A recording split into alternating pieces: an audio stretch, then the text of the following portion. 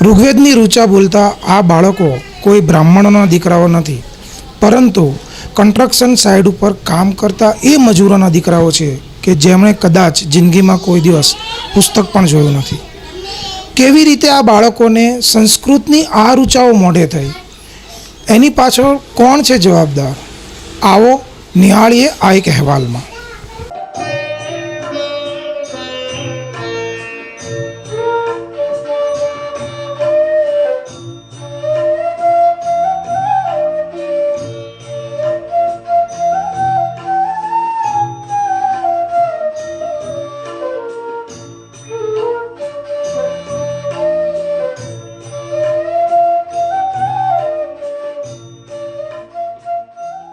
સામાન્ય રીતે કોઈ પણ દેશના વિકાસની વાત આવે એટલે ત્યાંની શિક્ષણ વ્યવસ્થા તરફ સહેજે ધ્યાન આકર્ષિત થતું હોય છે. કોઈ પણ દેશના વિકાસ પાછળ શિક્ષણ જેટલી મહત્વની ભૂમિકા અન્ય કોઈ પણ બાબતની હોતી નથી. સદીઓથી પૂર્વોથી ભારત ભૂમિ શિક્ષણની ભૂમિ રહી છે. નાલંદા સહિતના તેના ઉદાહરણોએ દુનિયાને સહેજે સ્વીકાર બનાવ્યા છે.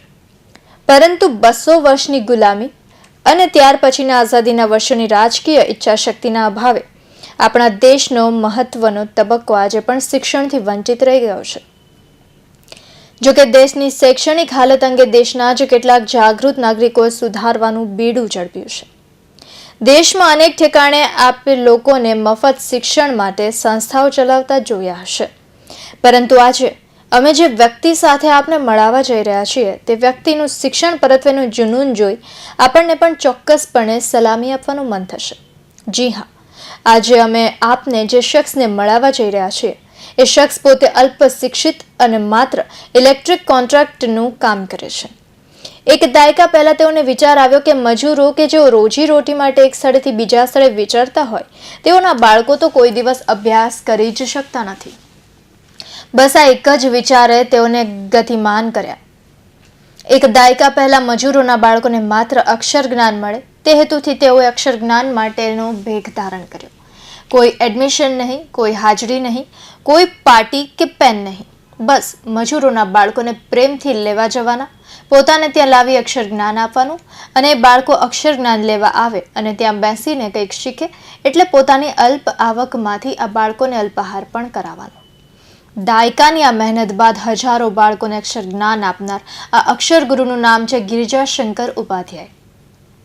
ઉત્તર પ્રદેશના મૂળ વતની અને સુરતના હઠયોગીએ નાત જાત જોયા વગર માત્ર ને માત્ર મજૂરોના બાળકોને અક્ષર જ્ઞાન આપવાનો જે ભેખ લીધો તે આજે પણ અવિરત છે.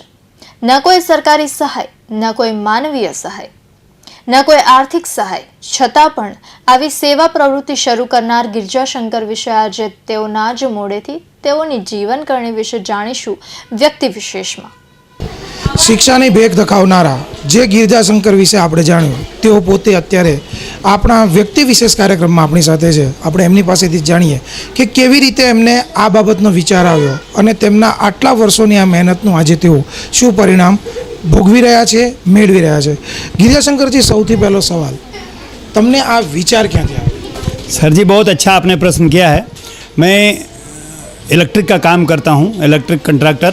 बिल्डिंग बंगला अपार्टमेंट में जब हम काम करते हैं तो वहाँ पर देखते हैं जो मज़दूर लोग हैं वो 60% तो अनपढ़ हैं, कुछ बहुत मामूली पढ़े लिखे हैं. लेकिन जब मेरी नज़र उनके बच्चों के ऊपर गई तो बच्चे तो ऐसे यहाँ वहाँ रखड़ते घूमते थे और हम बोलते हैं कि 21वीं सदी में हम चल रहे हैं, शिक्षा का खूब विकास है. लेकिन मुझे लगा कि ये बच्चे तो पूरा का पूरा अनपढ़ जाने वाले हैं. तो अज्ञानता ही दुर्दशा का कारण होता है, ये समझ करके मुझे उन बच्चों को देखकर मुझे वहाँ से एक भाव आया और विचार आया और प्रेरणा मिली कि इन बच्चों के लिए मैं कुछ करूँ, जो मुझसे बन सके ऐसा मैं करूँ. तो वहाँ से मुझे ये विचार आया बच्चों को शिक्षा देने के लिए. वैसे देखा जाए गिरिजाशंकर जी, तो ऐसा होता है कि कोई भी शिक्षा का जब कार्य शुरू करते हैं तब ऐसा लगता है कि लागत लगती है जी. उसके लिए मकान चाहिए होता है, पुस्तकें होनी चाहिए होती है, शिक्षकों के पगार की बात आती है. आपने ये काम शुरू किया तब से आज तक आपने सभी को निःशुल्क पढ़ाया हुआ है, तो उस वक्त आपको ऐसा विचार नहीं आया कि कहाँ से पैसा लाऊंगा, कहाँ से फंड रेज करूँगा, कैसे होगा?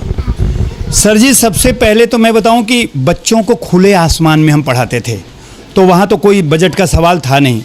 फिर बाद में कुछ समय बदला तो हमने झोपड़ा बनाया, जो पाला बनाते हैं मज़दूर लोग कंस्ट्रक्शन के, उसके नीचे हमने बच्चों को पढ़ाना शुरू किया।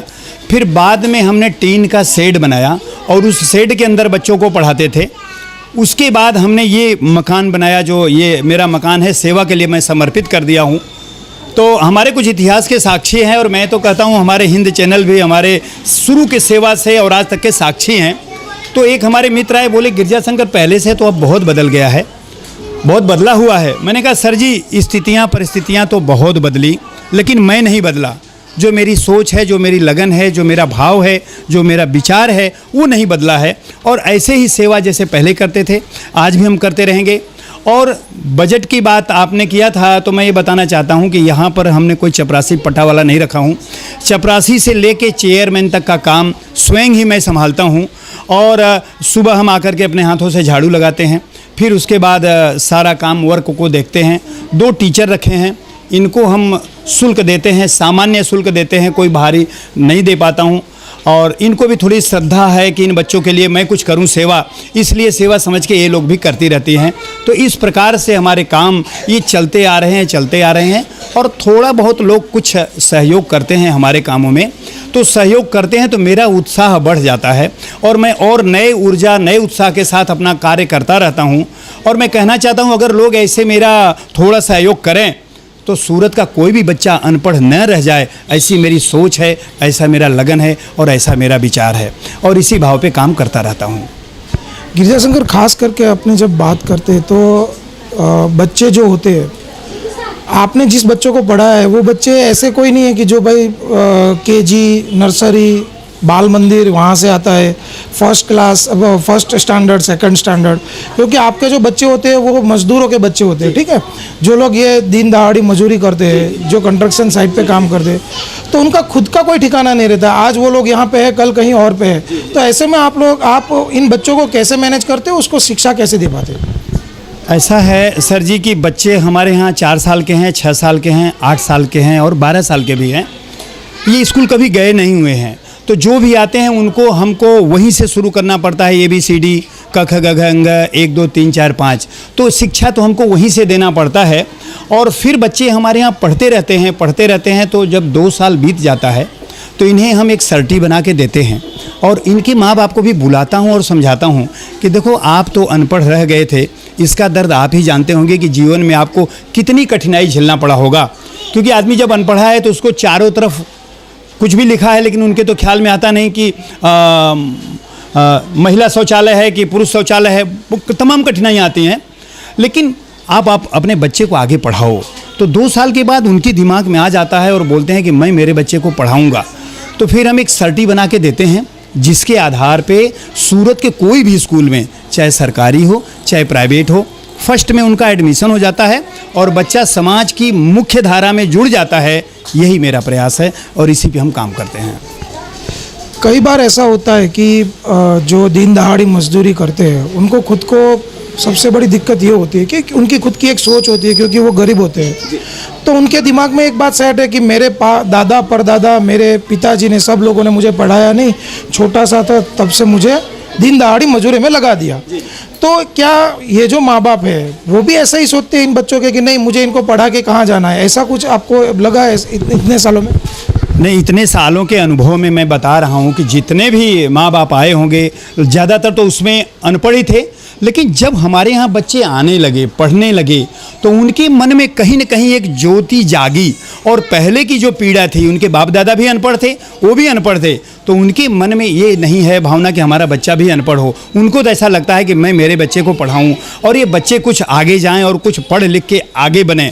तो वो सारे पेरेंट्स जो आते हैं वो बोलते हैं कि कुछ भी हो, मैं मेरे बच्चे को आपके यहाँ तक भेजने का प्रयास करूँगा और पढ़ाऊँगा और मेरा बच्चा पढ़ेगा। मुझे बहुत अच्छा लगता है जब बच्चे यहाँ आते हैं और पढ़ते हैं और जाके घर पे कुछ यहाँ की बातें कुछ वहाँ करते हैं। जब जो हम पढ़ाते हैं, जो मार्गदर्शन देते हैं, मातृदेवो भव, पितृदेवो भव, माता पिता को सुबह प्रणाम करो, तो जब वो बच्चे अपने माता पिता को प्रणाम करते हैं तो वो पूछते हैं कि आपको ये कहाँ से ज्ञान मिला? तो बोले, हमको गुरुजी ने ये बताया है कि सुबह सो के उठ के अपने माताजी पिताजी को प्रणाम करना। और भी तमाम शिक्षा के साथ साथ मैं संस्कार की बातें इनको सिखाता हूँ। तो इन्हें, उन पेरेंट्स को बहुत अच्छा महसूस होता है और बड़े भावुक होते हैं। बोलते हैं कि आपने ये जो संस्था खोले तो इससे हमारे बच्चे को तो कम से कम पढ़ने का ज्ञान मिल रहा है। भले मैं इस पृथ्वी पे अनपढ़ ही रह गया, अपना जीवन निकाल दिया, लेकिन मेरा बच्चा पढ़ रहा है, मुझे बहुत सुकून मिल रहा है। विजय शंकर जी, सबसे एक अहम सवाल मैं आपसे पूछना चाहता हूँ, कितने सालों से आपने ये शुरुआत की और आज तक आपके इस शिक्षा मंदिर से कितने बच्चे करीबन यहाँ से पढ़ाई करके बाहर निकले? हमने बच्चे तो यहाँ हमारे यहाँ पढ़ते हैं और 2 साल के बाद, जैसा कि मैंने पहले बताया था, मैं एक सर्टी बना के देता हूँ, तो सूरत के कोई भी स्कूल में, चाहे सरकारी हो चाहे प्राइवेट हो, फर्स्ट में एडमिशन हो जाता है और बच्चा समाज की मुख्य धारा में जुड़ जाता है। एक बात मैं और बताना चाहता हूँ, इसके पहले लोग भगवान का दर्शन करने मंदिर में जाते हैं। मैं सोचता हूँ ये जो बच्चे आ रहे हैं बाल गोपाल के रूप में, भगवान स्वयं यहाँ आ रहे हैं, ये सोच के मेरा इसी में लगन है और इसी में हम मगन हैं। इस भाव से हम इन बच्चों के पीछे लगा रहता हूँ, इनके भविष्य बनाने के लिए। तो आज तक में हमारे यहाँ से 1100 से 1200 बच्चे पढ़ के अन्य स्कूलों में जा चुके हैं। कोई कक्षा 5 में पहुँच गया है, कोई 7 में पहुँच गया है, कोई 9 में पहुँच गया है। तो यही मेरी मेहनत का फल है, यही मेरी सोच है, यही मेरी सेवा है, यही मेरी लगन है, यही मेरी आस्था है, यही मेरे भाव हैं। इसी पे हम काम करते रहते हैं। खास करके गिरिजा शंकर, हम बात करते हैं कि आप ऐसा सोच के इन बच्चों को पढ़ाते हैं कि भाई उनके माँ बाप के पास पैसा नहीं है, पढ़ाने की क्षमता नहीं है, इसलिए आप उन्हें मुफ्त में पढ़ाते हो। कई बार ऐसा होता है कि माँ बाप की इच्छा होने के बावजूद, क्योंकि वो खुद एक दिन दहाड़ी मजदूर है, तो वो चाहते हुए भी इसके आगे की जो शिक्षा है वो नहीं दे पाते हैं, तब आपको कैसा महसूस होता है और उस स्थिति में आप क्या करते हैं? इसमें 2 बातें मेरे मन में आती हैं कि कुछ की तो मजबूरी है, परिस्थितियां हैं कि आज बिल्डिंग यहाँ बन रही हैं तो हमारे यहाँ आए पढ़ रहे हैं, और जब कंस्ट्रक्शन का काम है तो चले जाते हैं। लेकिन जाते जाते शायद उनके अंदर इतना मैं भावना जगा देता हूँ कि इतना बच्चा आपका यहाँ पढ़ा है तो आप इसको आगे जा कर के स्कूल में डालिए। तो हम एक सर्टी बना के देते हैं, उसके आधार पे जो जहाँ जाते हैं, चाहे यहाँ पर और चाहे मैं कहता हूँ कि यूपी, बिहार, बंगाल, झारखंड, उत्तर प्रदेश, कहीं भी जाते हैं, तो इस सर्टी के आधार पे वहाँ भी उनका एडमिशन हो जाता है और बच्चे का भविष्य सुधर जाता है, संवर जाता है। तो उन पेरेंट्स को भी बड़ा सुकून मिलता है। और कुछ आज की जो विडंबना है सचमुच, उसमें 10-5% ऐसे होते हैं कि शायद उनके पास ऐसी व्यवस्था नहीं है कि यहाँ से दूसरी जगह गए तो वहाँ पढ़ाने की व्यवस्था करें, या मेरे जैसा सेंटर उनको नहीं मिलता। जैसे कि हम यहाँ पढ़ा रहे हैं बेसू एरिया में, वैसे बेसू बहुत विकसित एरिया है पूरा यहाँ का। तो देखिए, जहाँ राजा रहते हैं ना, वहाँ प्रजा भी होती है, तो यहाँ प्रजा भी हैं, बहुत गरीब वर्ग भी यहाँ है, तो वो लोग तो यहाँ पढ़ते हैं। लेकिन यहाँ से कहीं दूसरी तरफ चले गए, जैसे कतारगाम गए या स्टेशन गए या पूना कुम्हारिया गए, तो हमारे जैसी व्यवस्था उनको वहाँ पे नहीं मिल पाती। तो शायद उनका बच्चा हमारे यहाँ जितना पढ़ाया गया है उसके बाद वहाँ पे उनका आगे नहीं बढ़ पाता है, तो उनको दुख वो कचोटता है। और कभी मिलते हैं तो बताते हैं कि पंडित जी, जहाँ तक बच्चा पढ़ा था उसके बाद तो आगे नहीं पढ़ पाया। तो वो कोई ऐसे मिल जाते हैं कि शायद नहीं आगे पहुंच पाते। बाकी तो हमारे यहाँ से पढ़ने के बाद बच्चे को भी मैं पढ़ाता हूँ और साथ साथ उनके पेरेंट्स के अंदर शिक्षा के बारे में हम एक ज्योति जलाते हैं कि अब आपके बच्चे को आपको पढ़ाना है, तो वो अपने बच्चे को पढ़ाने का भरपूर प्रयास करते हैं। और यहाँ से निकला हुआ बच्चा लगभग 90% सारे बच्चे शिक्षा से जुड़ चुके हैं, जो कि मुझे एक भी बहुत बड़ी सहानुभूति अपने अंदर हमको बहुत अच्छा लगता है और उस पेरेंट्स को भी बहुत अच्छा लगता है। लेकिन गिरिजा शंकर जी, ये बात मैंने आपको सवाल ये पूछा कि यदि कोई नहीं पढ़ पाता, जैसे कि आपने 5% बोला कि 5% बच्चे नहीं पढ़ पाते हैं, तो ऐसे में आपको दुख होता होगा, लेकिन उसमें आपको मोटिवेशन कि भाई नहीं, कोई बात नहीं, वो यहाँ से कितना पढ़ के गया, उससे उसकी ज़िंदगी में क्या फ़ायदा होगा, तो आप उसको पॉजिटिवली कैसे लेते हो? पॉजिटिव सर जी, एक तो अपने अंदर भी ये संतोष होता है कि मैंने इतना मेहनत किया था, तो बच्चे को यहाँ जितना साल 2 साल रहा तो उसको इतना ज्ञान तो मिल ही गया है कि अगर वो रेलवे स्टेशन पे, बस स्टैंड पे है और वहाँ बड़ौदा और वलसाड़ की 2 बसें खड़ी हैं, तो कंडक्टर से पूछेंगे बड़ौदा जाना है, तो बोलेंगे बस खड़ी है, आप बैठ जाइए, तो वो बहुत आसानी से पढ़ के कि ये बड़ौदा जाएगी और ये वलसाड़ जाएगी, तो उस बड़ौदा वाली बस में वो बैठ के जा सकता है। वो ऐसा भूल नहीं कर सकता कि वो वलसाड़ वाली में बैठ जाए। इतना मैंने उनको यहाँ तो पढ़ाई दिया हूँ। और उसके बाद एक और बात कहना चाहता हूँ, जैसे कि हमारी माताजी थी, वो पढ़ी लिखी नहीं थी, उनसे कोई 60 रुपया मांगता था तो वो मुझसे पूछती थी कि बेटा ये 50 रुपये के ऊपर है कि 50 के नीचे है, तो मैं बोलता था माता जी 50 रुपया और 10 रुपया और दीजिए तो 60 रुपया होगा। तो मैं इन बच्चों को, जो 2 साल हमारे यहाँ बच्चा पढ़ लिया है, उसको मैं इतना ज्ञान तो दे ही दिया हूँ कि अगर वो कहीं जाए मार्केट में भी और 75 रुपए का सामान खरीदे तो वो बच्चा 100 का नोट देगा और लड़का ही खुद बोलेगा कि इसमें से आप मुझे 25 रुपया वापस दीजिए। इतना मैंने उसको हिसाब किताब करना, लिखना पढ़ना, नोटिस पढ़ना, कहीं कुछ बोर्ड लिखा हुआ है, कोई मार्गदर्शन है, वो सब वो पढ़ सकता है और लिख सकता है। इतना ज्ञान मैंने उसको 2 साल में तो यहाँ दे ही देता हूँ। तो इससे उस बच्चे को भी संतोष होता है और उनके पेरेंट्स को भी संतोष होता है, और जब बच्चे और पेरेंट्स को संतोष होता है तो मुझे भी सुकून मिलता है और संतोष मिलता है। खास करके गिरिजा शंकर जी, ऐसी कोई सेवा की जब हम बात करते हैं, जब सेवा का कोई शुरुआत करता है तो उसमें फैमिली सपोर्ट होना बहुत ही ज़रूरी होता है, क्योंकि ऐसा बोलते हैं कि family charity begins at home, ये कहावत भी है। तो यदि घर वाले खुश नहीं हैं या फिर घर वाले की, कई बार ऐसा भी होता है कि घर वालों की नाराज़गी के बावजूद भी जिन लोगों को चैरिटी करनी है, जिन लोगों को सेवा करनी है, वो करते हैं। आपके संदर्भ में मैं पूछूँ तो जब आपने शुरुआत की थी तब आपके घर में से आपको कैसा सपोर्ट था? अभी वो बदला है या फिर उसमें कुछ सुधार आया है, तो कैसा है वो पूरी बात? सर जी, ये आपने है ना सबसे अच्छा प्रश्न आपने यही किया है मेरे लिए, क्योंकि जब शुरू में मैंने ऐसे बच्चों को पढ़ाना शुरू किया, बुला बुला करके लोगों को, बच्चे आते नहीं थे, बच्चे हम लाते थे, यहाँ बिठाते थे, इधर से फिर भाग जाते थे, लेकिन येन केन प्रकारेण हम उनको बिठाना शुरू किया, पढ़ाना शुरू किया, उसके पीछे टाइम देना शुरू किए, तो निश्चित रूप से घर का काम डिस्टर्ब होगा थोड़ा। तो हमारे घर के फैमिली, हमारे मिसेज और हमारा लड़का है वो, और भाई भी, ये सब लोग मुझे थोड़ा हंसते थे हमारे ऊपर, और तो और कहते थे कि जो जिसने बच्चा पैदा किया है, जिसके लड़के हैं, वो नहीं पढ़ा पा रहे हैं और ऐसे बच्चों को आप पढ़ा रहे हो, तो आपके दिमाग में क्या है, आपका दिमाग ठीक ठाक है कि नहीं है? आप जैसे ऐसा समझ लीजिए कि आप पागल तो नहीं हो गए हो, ऐसा भी मुझे बोले थे मेरे परिवार के लोग। लेकिन धीरे धीरे हमने जब इनको पढ़ाने लगे और तमाम लोगों ने हमारे कामों को, सेवा को सराहने लगे, तो अब मैं आपको बताता हूँ कि हमारी जो धर्मपत्नी हैं वो भी आती हैं और वो बहुत खुश होती हैं और कहती हैं कि आपका काम बहुत अच्छा है। अब उन्हें बहुत अच्छा लगता है और वो भी हफ्ते में 2 दिन विजिट लेती हैं और इन बच्चों को भजन और संस्कृत के श्लोक ये सिखाती हैं। और अब तो वो हमको ऐसा सपोर्ट करती हैं, बोलती हैं कि हमारे घर का काम कोई रह जाए तो चलेगा, लेकिन इन बच्चों के लिए जो आप ये काम कर रहे हैं, इस वर्क को करने में कोई कमी नहीं आना चाहिए। ये बच्चे बाल गोपाल हैं, भगवान के रूप हैं, तो पहले ये बाल गोपाल का काम होना चाहिए, उसके बाद घर का काम करना। और निश्चित रूप से घर के कई काम सौंपते हैं, वो रह जाता है, मुझसे नहीं हो पाता है, फिर भी अब उन्हें बड़ा संतोष है और बड़ा लगन है। अब पहले मुझे बच्चों से लगाव था, अब उन्हें भी लगाव हो गया है, वो भी बड़े अच्छे ढंग से अब सपोर्ट करते हैं। लड़का भी सपोर्ट करता है और मेरा भाई है लालता प्रसाद, उनको जब भी इसके लिए जो भी काम सौंपते हैं अब वो आके पहले खड़े हो जाते हैं, तो उन्हें भी बहुत अच्छा लगता है। और कुछ और भी जो हमारे मित्र वगैरह हैं, पहले वो भी मुझे थोड़ा इस काम को नापसंद करते थे, लेकिन अब उनका भी नज़रिया बदला है और वो भी सपोर्ट करते हैं और सहयोग करते हैं। तमाम लोगों को अब मेरे कामों का जो है ना, उनके अंदर ध्यान आया है, तो फैमिली सपोर्ट अब मुझे बहुत अच्छा मिलता है। बोलते हैं कि आप ये काम करते रहिए, चाहे कुछ भी हो, आप करते रहो, हम आपके साथ हैं।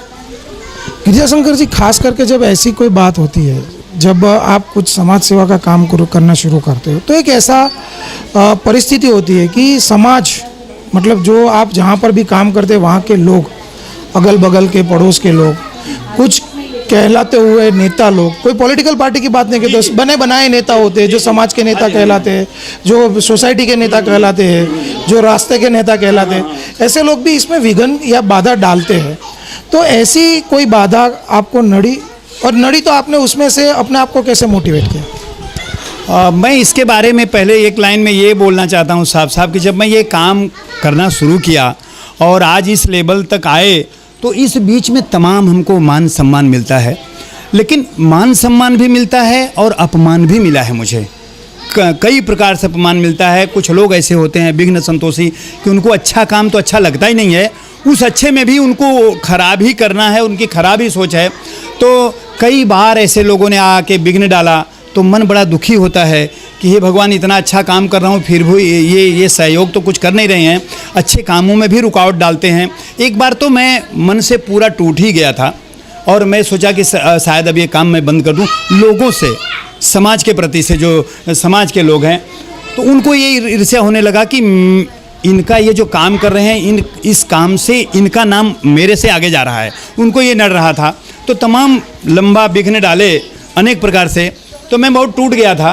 तो ऐसे में हमारे एक मित्र हैं धर्मेश भाई गामी, मैंने उनसे कहा कि सर जी मैं तो बहुत दुखी हो गया हूँ, अब शायद काम मैं आगे नहीं करना चाहता हूँ। तो उन्होंने बड़ा मुझे संतोष दिया और सपोर्ट किया मन से और वाणी से, और थोड़ा धन से भी सपोर्ट किए। उन्होंने कहा गिरजा शंकर आपका काम तो नंबर 1 का है, इसमें कहीं कुछ कोई फेर विचार तो है ही नहीं, आप काम करते रहो, ऐसे लोग आते रहेंगे और ऐसे लोगों का भी ज़रूरत होता है।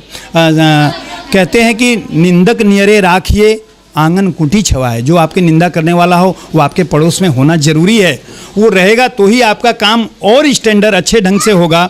इसलिए आप इन लोगों की चिंता मत कीजिए।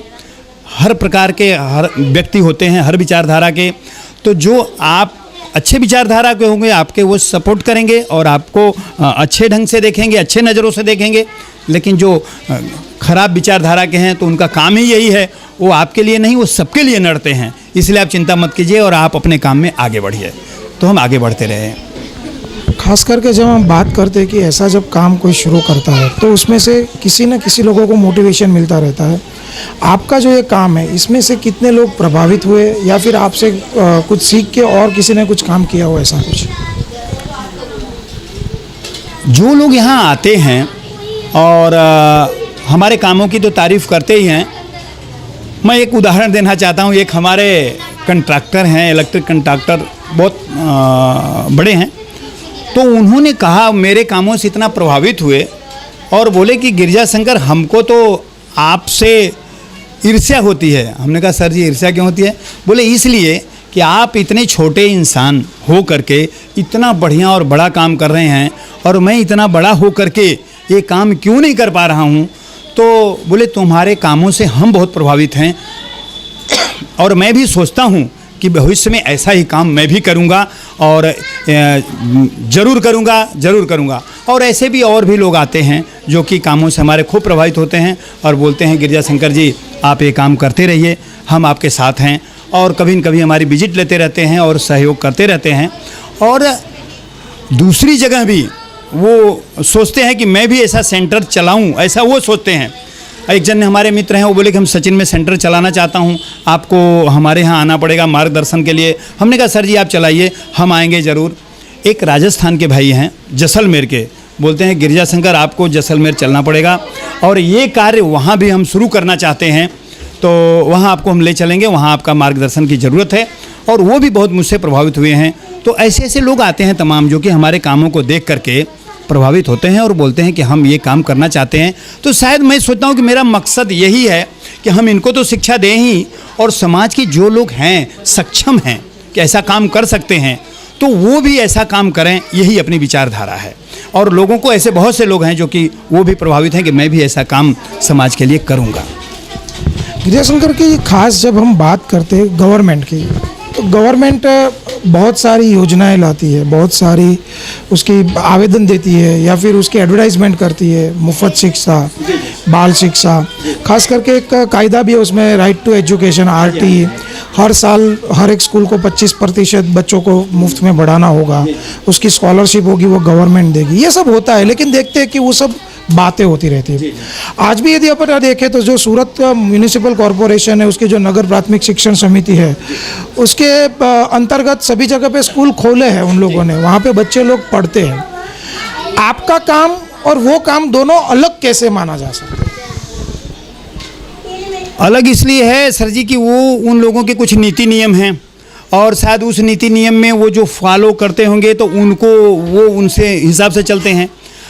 कुछ उम्र होगा कि इस उम्र के बच्चों को आपको पढ़ाना है लिखाना है। हमारे यहाँ कोई उम्र नहीं है और कोई समय नहीं है। बच्चा जून में भी आवे, जुलाई में भी आवे, अगस्त में भी आवे, नवंबर में भी आते हैं तो हम उनको बच्चों को ले लेते हैं और बच्चों को पढ़ाते रहते हैं और शिक्षा देते रहते हैं।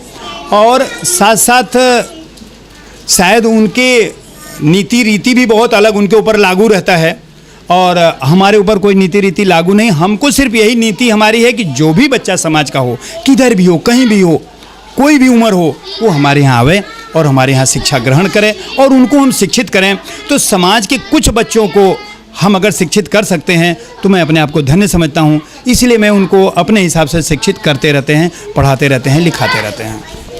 गिरिजाशंकर जी, जब बात करते हैं आज के युवा पीढ़ी की, जब हम बात करते हैं तो आज का युवा बहुत ही कार्यान्वित है, नए नए इनोवेशन करता रहता है। पैसों के लिए करते हैं वो तो समझते, लेकिन आज के युवा को ये भी समझ आती रहती है कि कुछ ना कुछ सेवा करनी चाहिए, और हर लोग अपने तबक्के से अपने हिसाब से करते हैं। अपने सिटी में कई सारे युवा ऐसे जो फुटपाथ पे जाके बच्चों को पढ़ाते हैं, ये सब भी होता रहता है। तो आज की जो युवा पीढ़ी है उसको आप क्या संदेश देना चाहेंगे? आज की युवा पीढ़ी जो है उन्हें संदेश तो मैं ये देना चाहता हूँ कि पहले मैं एक चीज़ ये बता दूं कि वो लोग भी आते हैं, कुछ युवा लोग हैं, यंग लड़के हैं और लड़कियां हैं जो कि आते हैं और हमारे यहाँ बच्चों को भी पढ़ाते हैं और लिखाते हैं, सेवा देते हैं, अच्छे स्वभाव के हैं। लेकिन एक ये संदेश देना चाहता हूँ युवा पीढ़ी को, जो मेरा दृष्टि है, मेरा मन है कि शिक्षा का खूब उन लोगों में विकास हुआ है, सेवा का भी खूब विकास हुआ है, लेकिन संस्कार उनके अंदर से कुछ गायब होते चले जा रहे हैं। तो युवा पीढ़ी को मैं सबसे ज़्यादा ये संदेश देना चाहता हूँ कि शिक्षा के साथ साथ अपने अंदर थोड़ा संस्कार भी विकसित करें और पाश्चात्य संस्कृति से दूर रहें, अपनी भारतीय संस्कृति को अपनाते रहें और इसी पे आगे बढ़ें। और जो भी कुछ इवेंट करें, प्रोग्राम करें और जो भी सामाजिक उनकी सेवा करें, उसमें हमारी जो भारतीय संस्कृति है, भारतीय विचार है, वो उसमें चलावें और उसके ऊपर काम करें, तो वो मुझे बहुत अच्छा लगता है। गिरिजाशंकर जी, खास करके जब एक बात होती है कि आप खुद इलेक्ट्रिक का काम करते थे, आप जैसे कि कदाच 1000 रुपये कमाते हो तो उसमें से कई सारा भाग इसके लिए आपने शुरू किया, एक एग्जाम्पल के तौर पे, कि आपने आपकी कमाई का बहुत सारा हिस्सा इन बच्चों की पढ़ाई के लिए निकाला और ये शुरुआत की। वो बात अलग है, बाद में सभी लोगों का आपको सपोर्ट मिला, लेकिन शुरुआत जो आपने की, आप खुद एक सामान्य मामूली आदमी थे, इलेक्ट्रिक का काम करते थे और आपने ये काम शुरू किया। एक सवाल ये है कि जैसे को लोग बोलते हैं कि यदि आप करोड़पति हो गए, कौन बनेगा करोड़पति? यदि आपके पास करोड़ रुपया आ जाता है तो फिर ये कार्य के लिए आपका क्या प्रोग्राम रहेगा, आपकी मंशा क्या रहेगी? अगर मैं सर जी करोड़पति में जाऊं और मैं करोड़पति बन जाऊं तो मेरी एक ऐसा सपना है ना कि मैं जगह जगह जगह जगह एक बात और कहना चाहता हूं इसके साथ साथ, कि जो ये शिक्षा का मैटर है ना, उसमें ऐसा होता है कि एक कहावत है, प्यासा कुएं के पास जाता है। एक कहावत है, बहुत बड़ी भारत की हमारी कहावत है, प्यासा कुएं के पास जाता है। लेकिन हमारे इसमें थोड़ा इसका उल्टा है। हमको अगर इन बच्चों को, सारे बच्चों को शिक्षित करना है ना, तो कुएं को जगह जगह बस्तियों में ले जाना पड़ेगा। ऐसे ही कुएं का, ऐसे ही सेंटर का निर्माण करना पड़ेगा। तो मैं अगर जब करोड़पति बन जाऊं तो मैं जगह जगह ऐसे सेंटर जगह जगह बनाऊं, और जो सूरत के हैं या सूरत के बाहर के भी बच्चे हैं जो शिक्षा से वंचित हैं, सारे बच्चों को मैं शिक्षित कर दूं, वो मैं करके दिखाऊंगा। अगर मुझे भगवान सर्व सक्षम बनाए तो कोई भी सूरत का बच्चा अनपढ़ नहीं रह जाएगा, और सबको शिक्षित कराऊं और सब अच्छे ढंग से अपने जीवन निर्वाह करें, वो मैं काम करके दिखाऊंगा। તો આ હતા ગિરિજાશંકર કે જેમણે માત્ર કેટલાક બાળકોથી શરૂઆત કરી। કદાચ આ વાત આજે કદાચ સામાન્ય લાગે, કારણ કે દરેક શહેરમાં, દરેક વિસ્તારોમાં લોકો ભણાવતા જોવા મળે છે, પરંતુ આ એ ત્યારની વાત છે, એ દશકા પહેલાંની વાત છે કે જ્યારે કોઈને આવો વિચાર પણ નહીં આવ્યો હોય। અને મને ખબર છે, કદાચ હું ધારું છું ત્યાં સુધી કદાચ આજે પણ આવો કોઈને વિચાર નહીં આવ્યો હોય કે જે મજૂરના બાળકો છે, કે જેનું કોઈ ભવિષ્ય નથી, જેના ભણવા માટેના કોઈ પેલા નથી, ત્યાં જઈ અથવા તો એ બાળકોને શિક્ષિત કરવા, માત્ર શિક્ષિત કરવા, કોઈ સર્ટિફિકેટ નહીં, કોઈ ધોરણની માથાકૂટ નહીં, બસ માત્ર એમને અક્ષર જ્ઞાન આવડી જાય, આંકડાનું જ્ઞાન આવડી જાય, જેથી કરીને એમની આખી જિંદગી એમના માતા પિતાઓએ જે તકલીફ વેઠી છે એ તકલીફ આ બાળકો ન વેઠે, એ માટેનો જે વિચાર કરવો, એના માટે ગિરિજાશંકર ઉપાધ્યાય એ હિન્દ ટીવીના વ્યક્તિ વિશેષ કાર્યક્રમના આજના વિશેષ મહેમાન બન્યા। અને એના માટે જ एक ज अपेक्षा राखीए कि समाजनी अंदर, शहरनी अंदर बीजा आवा केटलाय लोको पाके कि जे लोको आ प्रकारनो कार्यक्रम करी शके, बाळकोने भणावी शके, अने आपणो जे देश छे ए साचा अर्थमां गांधीजीनी विचारसरणीवाळो देश बने अने आपणा देशनी प्रगति थाय। कैमरामेन आशीष फलदू साथे भूपेन्द्र साचाणी, हिंद टीवी न्यूज़, सूरत।